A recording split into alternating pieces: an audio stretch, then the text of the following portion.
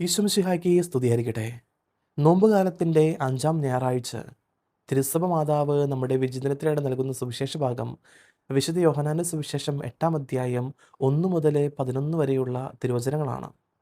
വ്യഭിചാരത്തിൽ പിടിക്കപ്പെട്ട സ്ത്രീയെക്കുറിച്ചാണ് ഈ സുവിശേഷ ഭാഗം നമ്മളോട് പറഞ്ഞു വയ്ക്കുക. ഈ സുവിശേഷ ഭാഗത്തിൻ്റെ പശ്ചാത്തലത്തിലേക്ക് നമ്മൾ നോക്കുകയാണെങ്കിൽ കൂടാര തിരുനാളിൻ്റെ പശ്ചാത്തലമാണ് നമുക്ക് കാണുവാനായിട്ട് സാധിക്കുക. ലേവ്യരുടെ പുസ്തകം 23-ാം അധ്യായം 33 മുതലുള്ള തിരുവചനങ്ങളിൽ എന്താണ് കൂടാര തിരുനാൾ എന്ന് വിവരിക്കുന്നുണ്ട്. ഒരുപാട് ജനങ്ങൾ കൂടാര തിരുനാളിന് കടന്നു വരുന്നതാണ്. ആ ജനങ്ങളെയാണ് ഈശോ അതിരാവിലെ പഠിപ്പിക്കുവാനായിട്ട് പോയത്. ഒരു സ്ത്രീക്ക് തനിച്ചൊരിക്കലും ചെയ്യാൻ സാധിക്കുന്ന പാപമല്ല ഇത്, മറിച്ച് ഒരു പുരുഷനുണ്ടാകും. പക്ഷേ ഇവിടെ നോക്കിയാൽ ഒരു സ്ത്രീ മാത്രമാണ് കുറ്റക്കാരിയായിട്ട് ഈ നിയമജ്ഞരും ഫരിസേയരും കൊണ്ടുവന്നിരിക്കുന്നത്. ഈശോയെ കെണിയിൽപ്പെടുത്തുവാനുള്ള ഗൂഢാലോചനയുടെ ഭാഗമായാണ് നിയമജ്ഞരും ഫരിസേയരും വ്യഭിചാരത്തിൽ പിടിക്കപ്പെട്ട സ്ത്രീയെ ഈശോയുടെ പക്കൽ കൊണ്ടുവന്നത്.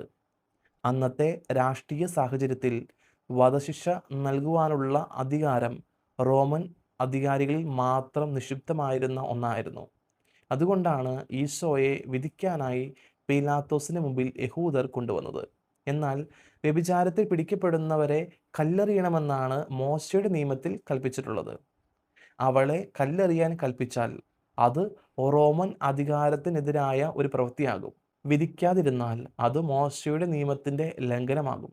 അവളെ കല്ലെറിയുക എന്ന് ഈശോ പറഞ്ഞാൽ തീർച്ചയായിട്ടും റോമൻ സാമ്രാജ്യത്തിന് എതിരെ നിൽക്കുവാനും അതുവഴി വലിയൊരു കലാപം അവിടെ ഉണ്ടാകാനും സാധ്യതയുണ്ട്. കാരണം തിരുനാളിന് ഒരുപാട് ജനങ്ങൾ കടന്നു വന്നിരിക്കുന്ന സമയമാണ്. ഇവയിൽ ഏത് ചെയ്താലും ഈശോ കുറ്റക്കാരനാകും. അതുകൊണ്ട് ഈശോയിൽ കുറ്റം ആരോപിക്കാൻ വേണ്ടിയാണ് അവർ ഈ അവസരം ഒരുക്കിയത്. എന്നാൽ അവർ ഒരുക്കിയ കെണിയിൽ നിന്നും ഈശോ രക്ഷപ്പെടുക മാത്രമല്ല, മറിച്ച് നിങ്ങളിൽ പാപമില്ലാത്തവൻ ആദ്യം അവളെ കല്ലെറിയട്ടെ എന്ന വാക്കുകളാൽ അവരുടെ ഉള്ളിൽ പാപബോധത്തിൻ്റെ വിത്തുകൾ പാകുവാനും, ഞാനും നിന്നെ വിധിക്കുന്നില്ല, പോയിക്കൊള്ളുക, ഇനിമേൽ പാപം ചെയ്യരുത് എന്ന് പാപിനിയോട് പറഞ്ഞതിലൂടെ ദൈവത്തിൻ്റെ അനന്തമായ കരുണയും സ്നേഹവും അവളിൽ ചൊരിയുവാനും അവിടത്തേക്ക് കഴിഞ്ഞു. ഇവിടെ നമ്മുടെയൊക്കെ മനസ്സിൽ ഉയരുന്ന ഒരു ചോദ്യമുണ്ട്: നിയമജ്ഞരും ഫരിസേയരും നല്ലവരാണോ എന്ന്. നമ്മൾ ചിന്തിച്ചാൽ നമുക്ക് മനസ്സിലാകും, പുറമേ അവർ എപ്പോഴും നല്ല വ്യക്തികളാണ്. പക്ഷേ ഇവിടെ ഈശോ അവരോട് പറഞ്ഞു വയ്ക്കുന്നുണ്ട്, നിങ്ങളിൽ പാപമില്ലാത്തവർ ആദ്യം കല്ലെറിയട്ടെ എന്ന് പറഞ്ഞപ്പോൾ അവരെല്ലാവരും കല്ലുകളിട്ട് പോയി എന്നാണ് പറഞ്ഞു വയ്ക്കുക. തീർച്ചയായിട്ടും അവരുടെ ഉള്ളിൽ അവർ പാപിയാണ് എന്നൊരു ബോധ്യം അവരുടെ ഉള്ളിലുണ്ട്. 3 രീതിയിലുള്ള വിധികൾ നമുക്ക് കാണുവാനായിട്ട് സാധിക്കും. സമൂഹമാകുന്ന വിധി, മനസാക്ഷിയാകുന്ന വിധി, കർത്താവിൻ്റെ കരുണയുടെ വിധി. സമൂഹമാകുന്ന വിധി അവളെ നിർഭയമായി പഴിചാരി വിധിക്കുമ്പോഴും, മനസാക്ഷിയാകുന്ന വിധി പാപഭാരത്താൽ അവളെ കുറ്റപ്പെടുത്തുമ്പോഴും, കർത്താവിൻ്റെ കരുണയാകുന്ന വിധി മുന്നിൽ അവൾക്ക് പുതിയൊരു ജീവിതം ചൊരിയുകയാണ്.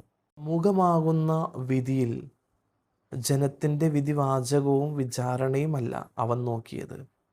അവളുടെ ഹൃദയത്തിൻ്റെ ഉള്ളറയിൽ നിന്നും അനുതാപത്തിൻ്റെ ഫലമായി മിഴികളിൽ നിന്നും ഒഴുകിയ ചുടുകണ്ണീരാണ് അവൻ കണ്ടത്. അതുകൊണ്ടാണ് ലോകത്ത് ഒരു ജഡ്ജിയും ഇന്നുവരെ വിധിക്കാത്ത ഒരു വിധിവാചകവുമായിരുന്നു, നിങ്ങളിൽ പാപമില്ലാത്തവൻ ആദ്യം ഇവളെ കല്ലെറിയട്ടെ എന്ന്. മനസാക്ഷിയാകുന്ന വിധിയിൽ ഇതുവഴി അവളുടെ ഉള്ളിൽ പാപബോധം ഉളവാക്കുവാൻ അവന് സാധിച്ചു.